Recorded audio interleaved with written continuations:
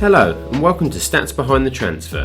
In this episode we look at the movement of a Brazilian forward leaving Everton to join an ever-growing Tottenham attack under Antonio Conte. Richarlison, or Richarlison de Andrade to give him his full name, makes his move in the 2022-23 summer transfer window, switching Merseyside for North London and last season's relegation battle with the Toffees for Champions League football with Spurs. A fee is rumoured to be in the region of £60 million for the Brazilian, who becomes Tottenham's fourth signing of the window, following Ivan Perisic, Yves Bissouma and Fraser Forster. A player already with Premier League experience will be looking to challenge first-team football to make the Brazil World Cup squad later in the year. At 25 years of age, Richarlison seems like he has been in the Premier League for a number of years. This is indeed the case, as he played for 4 successive seasons for Everton after signing from Watford, where he spent a single season after making his debut in the 2017-2018 campaign. Richarlison has international success and trophies to his name with his native Brazil, with a Copa America triumph in 2019 as well as an Olympic gold medal. Overall, he's made 173 appearances in the Premier League between his previous 2 clubs, scoring a total of 48 goals at a decent rate of 0.31 goals per 90 minutes played, effectively scoring a goal every 3 full Premier League matches. His shot on target ratio of 32% is good, considering he plays in a range of different attacking positions and not just the striker role. We will compare later on how that looks against the other current Tottenham players within the squad. In the 2021-2022 season just gone, of course, Richarlison was part of a difficult season for Everton, where they just survived relegation. The Brazilian appeared in 30 of the 38 matches, but he did miss some early games in the season with a knee injury. His shot on target percentage shows a decline from a stronger showing in 2019-20, but is still an improvement on the season before. His last campaign with Everton saw that his 10 goals were important, as the club only scored 42 overall. But only Demarai Gray had a worse shot on target percentage than Richarlison's 28.6% when compared with the club's most used attacking players. Andros Townsend and Anthony Gordon had the best percentages with 45% and 43.2% respectively. His goals scored per 90 of 0.36 is in line with his 2019-2020 season and shows improvement from his poor 0.22 recorded in his 2020-21 season. That will have been disappointing for Richarlison when you consider that his shot on target percentage was actually higher in that season than the other 2 shown here. A difficult season at Everton saw both Rafa Benitez and Frank Lampard at the helm, as Richarlison actually had a strong personal season in terms of his goals and assists. His total Premier League assist of 5 is actually the best return in his career. Here we measure shot creating actions using available stats from fbref.com. These are defined as the 2 offensive actions that directly lead to a shot. These can be passes, dribbles and drawing fouls. They can also consider the shot taker themselves and are provided to give a more rounded approach to just the final pass assist numbers. Now in this category, Richarlison did not perform as well this time around than last, decreasing his shot creating actions by 0.31 per 90 minutes. But his goal creating actions was consistent at 0.29 per game, only slightly higher than 0.28 the season before. He was a critical player in Everton's team in terms of goal creation and scoring output. XG, as we all know by now, stands for expected goals and is a statistic that has become much more prevalent in analysis with regards to goal scoring performance. The illustration of the graph shows the last 5 seasons of Richarlison in the Premier League, with the green rectangular bars displaying his goals scored, and the pink the additional XG he was expected to score.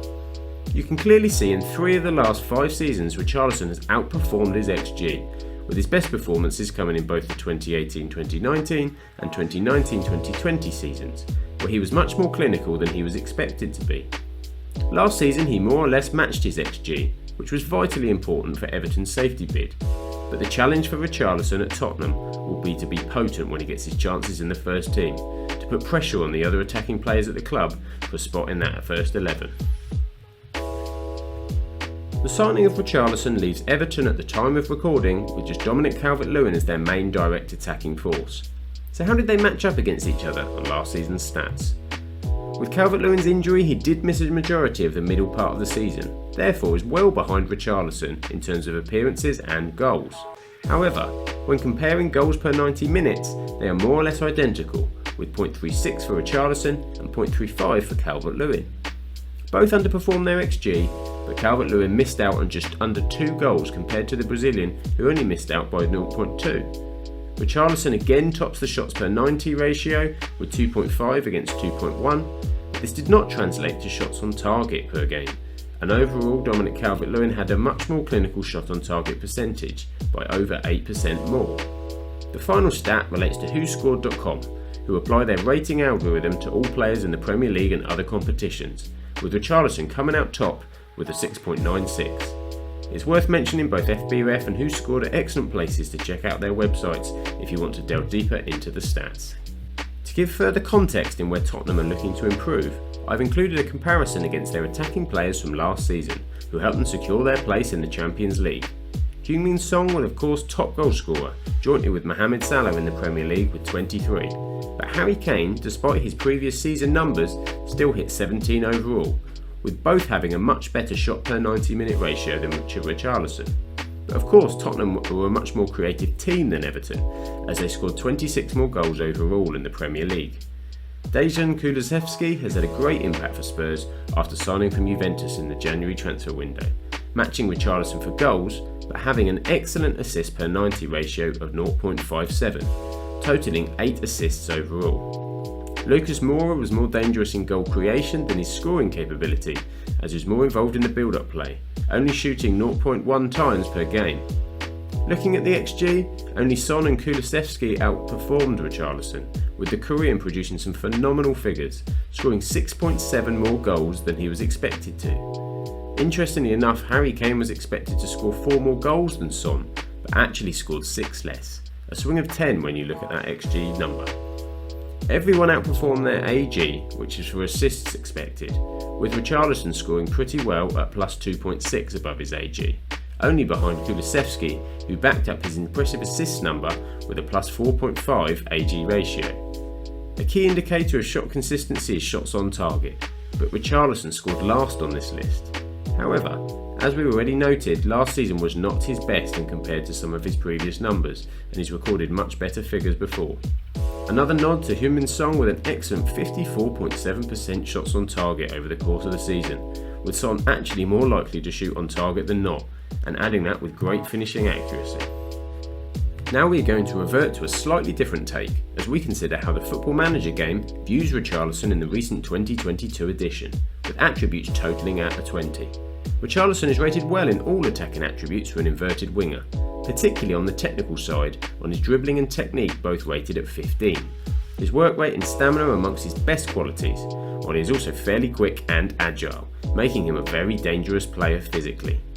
In the Everton squad, he was certainly one of their most important players, with room still to develop at his age. The club will be disappointed to lose him, but Tottenham and European football offers a real potential for development for Richarlison. He possesses the player traits of knocking the ball past opponents and cutting inside from both wings. His 4-star ability will be interesting how he will compete against Tottenham's other top attacking players. Keep an eye out for how he performs in the next iteration of the game in FM23. The big question with Richarlison is, where does Antonio Conte look to fit him in? Out of his 33 games started in all competitions for Everton, he made 3/4 of these from the striker position, particularly with Dominic Calvert-Lewin out injured, otherwise playing on the left wing of a 3. Now Tottenham of course have Harry Kane down the centre and Son the number 1 choice on the left. It will be interesting if Conte has him compete with Kulusevski or Lucas Moura on the right hand side, and of course considering that Ivan Perisic is also coming into the squad. The season before, Richarlison was more predominant in a winger position, offering Conte many different options for the coming season where he could fit him in. With Champions League football also to contend with, one of the criticisms of Tottenham in recent seasons has been the strength in depth in attacking areas. When Harry Kane has been injured, they tend to struggle, and of course Heung-min has been so prolific for them also, particularly in 21-22 winning the Golden Boot. Thank you for watching this episode of Stats Behind the Transfer. Please drop us a like and let us know your thoughts on the transfer in the comments. Don't forget to subscribe to the channel and please turn on that notification bell not to miss any of our upcoming content. Take care, and I hope to catch you next time.